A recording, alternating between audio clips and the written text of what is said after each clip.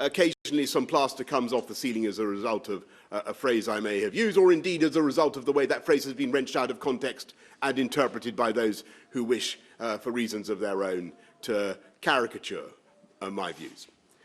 But I think it is vital that we as politicians remember that one of the reasons why the public feels alienated now from us all as a breed of politicians is because too often they feel we are muffling and veiling our language, if I might put it that way. And then came the inevitable question about taking cocaine. Mr Johnson's accounts of this up to now haven't been consistent.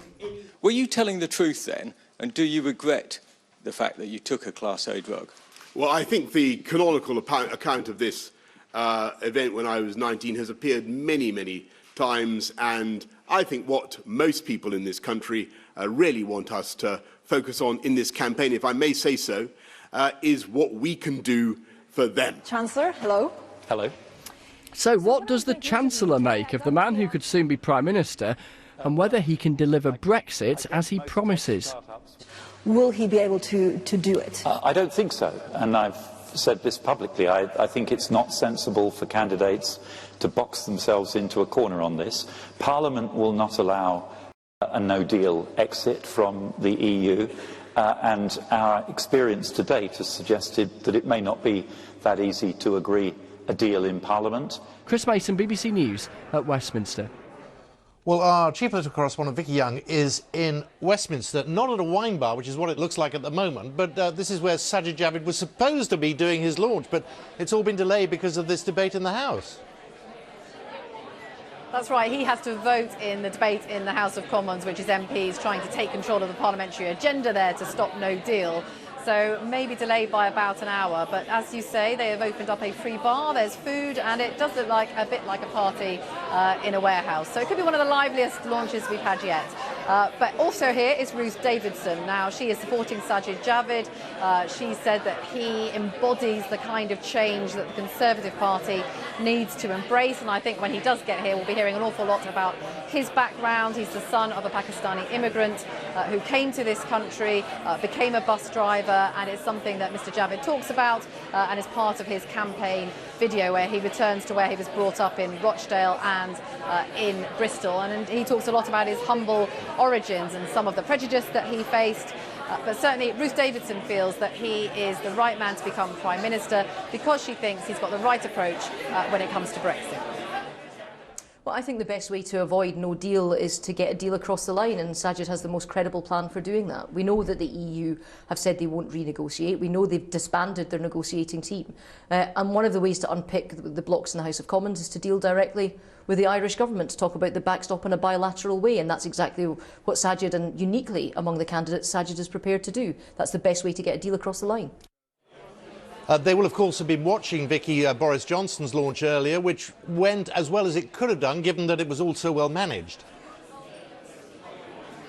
Yeah, I mean, you did get the impression from that he and his team were just really trying to get through without any kind of gaffe, and he made a speech which was, you know, quite flat actually by the standards of Boris Johnson, and then it came to the questions, some difficult questions focusing really on his character, and he didn't really answer them. And of course there's frustration amongst journalists, maybe some people watching, that he did seem to swerve around those answers, but I think at the moment the point is that he's trying to appeal to Conservative MPs. He has the largest number of MPs backing him. Most people think he will get on to the last two on that ballot, then goes to the Tory party membership. So it's them that he's appealing to at this point, not to the wider electorate. But his supporters say that he is the person who can reach out, who can bring the party together. But, you know, it's going to be very difficult. Brexit is dividing the House of Commons still, and the numbers there for a new Prime Minister haven't changed. It's still a hung Parliament.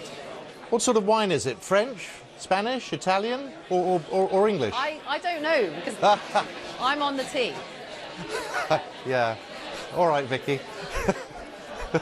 We believe you. We do. Thank you. We'll speak to Vicky a little. Right. We'll leave Vicky I knew it. She's gone to the bar straight away. Right. Now, the reason, of course, that Sajid Javid has been delayed is the debate in the House of Commons. Labour tabling a cross-party motion to try to take control of the Commons agenda later this month to begin moves to prevent a no-deal Brexit. Well, here's the Shadow Brexit Secretary, Sir Keir Starmer. It is a first and limited step to ensure that Parliament cannot be locked out of the Brexit process over the coming weeks and months. Mr. Speaker, it paves the way for Parliament to take further action, including to prevent no deal, should the House consider that necessary.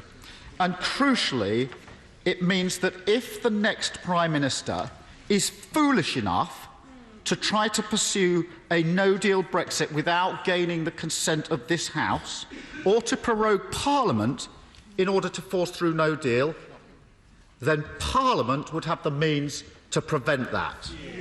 So it's a motion that empowers Parliament. I will in one moment. It will introduce a safety valve in the Brexit process, and it will be a reminder to all Conservative leadership candidates that this House will take every step necessary to prevent a no deal. Now, in response to Mr Starmer, the Brexit Secretary Stephen Barclay said Labour was pushing a blind motion. And yet so often in our exchanges across this dispatch box, he keeps telling me how much he doesn't like a blind Brexit. And yet what we have before the House is in essence a blind motion. And indeed he devoted the opening of his remarks to setting out the extent to which this is a blind motion, for it doesn't contain the detail on which the House will then decide. He also, interestingly, in the context of the Conservative leadership election, went on to point out that a new Prime Minister would be limited. They would be unable to go to Brussels and secure a change to the backstop, a change of substance. And yet his own position is that under a Labour Prime Minister, of course, a new Prime Minister will be able to go to